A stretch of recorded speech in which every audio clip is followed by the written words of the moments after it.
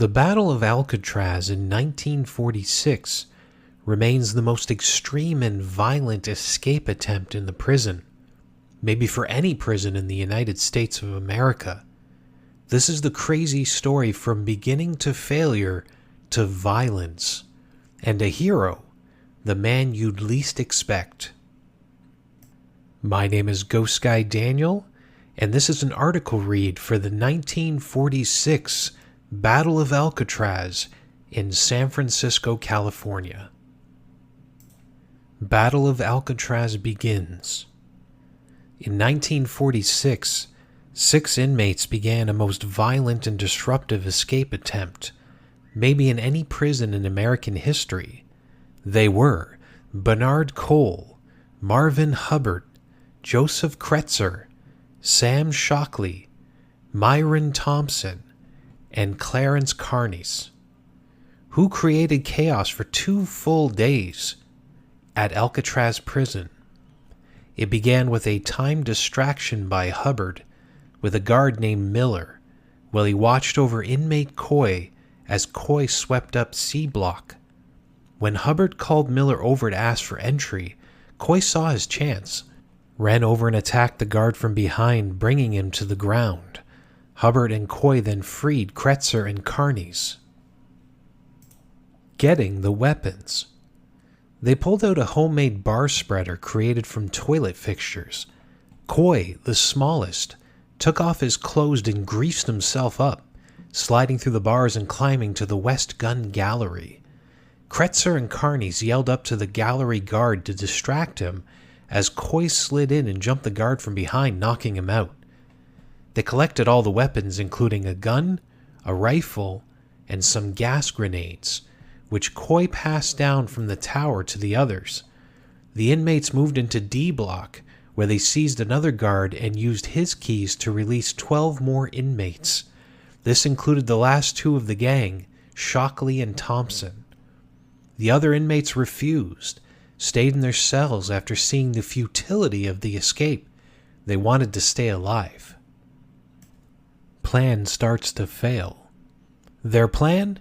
Take the guards hostage, use them as human shields, and make their way down to the island's main dock, where the prisoner boat docked every single day, hiding behind the hostage guards until taking control of the boat, then speed away from Alcatraz Island to a safe distance from guns, and throw the guards over into the waters. However, the plan failed, all thanks to the actions of the first guard, William Miller. They kept him inside a cell with other guards. Miller knew he had the only outside access keys, and he hid them behind a toilet. A simple yet critical decision ultimately sealed the fate of the inmates. It turns violent. The 9 hostage guards locked inside 2 cells as alarms sounded. This spooked Coy, who pointed the rifle out the window and fired at a watchtower guard. Shockingly, Coy's aim was good. He hit and wounded one of them. After hearing the gunfire, the associate warden rushed towards the cell block. Coy turned the rifle and shot at him. Kretzer was a timid one. He freaked out, grabbed the gun, and pointed into the cells filled with 9 hostage guards, but he couldn't pull the trigger. Like devils, Shockley and Thompson got behind Kretzer and talked him into firing. Quote, "Leave no witnesses." Quote, "They can't turn against us." That was enough. Kretzer fired crazily into both cells, hitting 5 of the 9 guards. Miraculously, only 1 guard, Miller, died due to the wounds. All the rest survived. The Marines arrive. The carnage inside Alcatraz alerted the Marines, called in to help get control. They closed quickly on the building with guards at their side. An assault on Cell Block D began with an unfortunate casualty. Do you remember Harold Stites? If not, please read the main Alcatraz article featuring a 1938 escape attempt. Stites was the guard who stopped that escape, killing one of the 3 inmates. Not lucky enough to be the hero this time. However, don't think this is karma or revenge from an inmate. It's believed Stites was hit by friendly fire, either from a Marine or guard. Either way, the stray bullet hit him, and Stites yelled out, "I'm hit!" as a guard grabbed and dragged his limp body into the gun gallery, dropping Stites on the couch. They yelled for a doctor, but it was too late. Stites was dead. He was the first fatality of the Battle of Alcatraz. That's because Guard Miller, who was shot in the cell, didn't die until after the battle. Trying to take the cell block. The guards tried a second attack, but one was shot in the shoulder, causing them to retreat. Then bombs flew. Not wanting to risk their men, the Marines shot bombs into the cell block. This caused Coy, Kretzer, and Hubbard to retreat into a corridor as the block filled with smoke. Marines used the confusion to sneak up to the roof, drilled holes and dropped live grenades down on ropes, detonating randomly through the space. At the same time, they shot through the holes while dropping mortars and tear gas. All inmates hid in their cells behind mattresses, just trying to survive. Birdman of Alcatraz to the rescue. Amidst the chaos, a surprising hero emerged. Robert Stroud, also known as the Birdman of Alcatraz, same guy Burt Lancaster played in the movie. Like a superhero, he climbed over a railing and dropped down into the cell block, ran over and pushed closed the steel doors. This blocked off explosions and protected innocent inmates caught in the crossfire.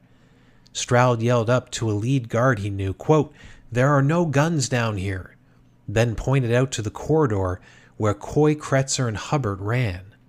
It's believed this one brave act saved many lives, something for which Stroud was remembered and beloved.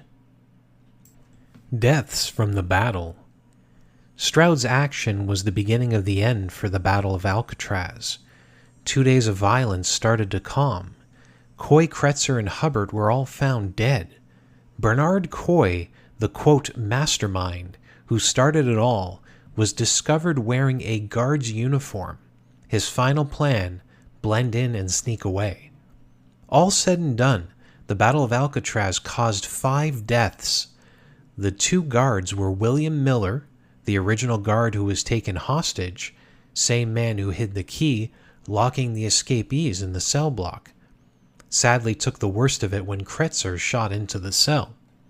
And Harold Stites, the 1938 hero who took friendly fire, along with the 3 inmates who started it all, Coy, Kretzer, and Hubbard. Thompson and Shockley were recaptured, eventually transferred to San Quentin in California, and in 1948 they were executed in the gas chamber, one after the other. This was mostly due to the murder of Guard Miller.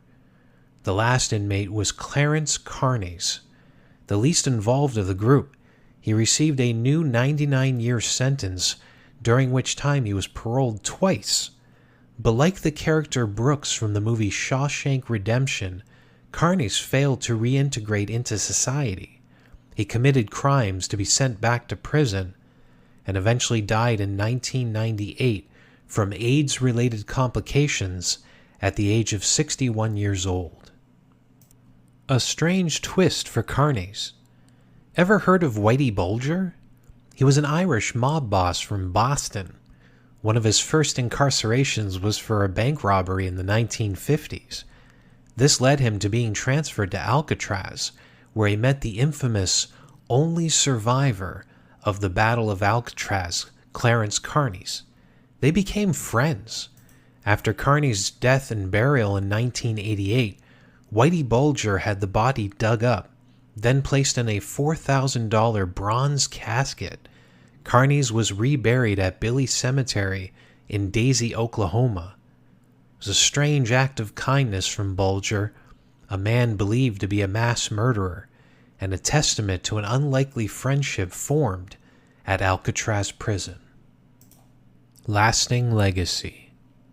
The memory of the Battle of Alcatraz remains to this day, right up to the closing of the prison in 1963, and even today during the many tours done throughout the building. The walls of Alcatraz still bear the scars of the battle, bullet holes left as a grim testament to the brazen actions of those inmates and a great sacrifice of the guards. This has been the Battle of Alcatraz in 1946, San Francisco, California, as read by me, Ghost Guy Daniel.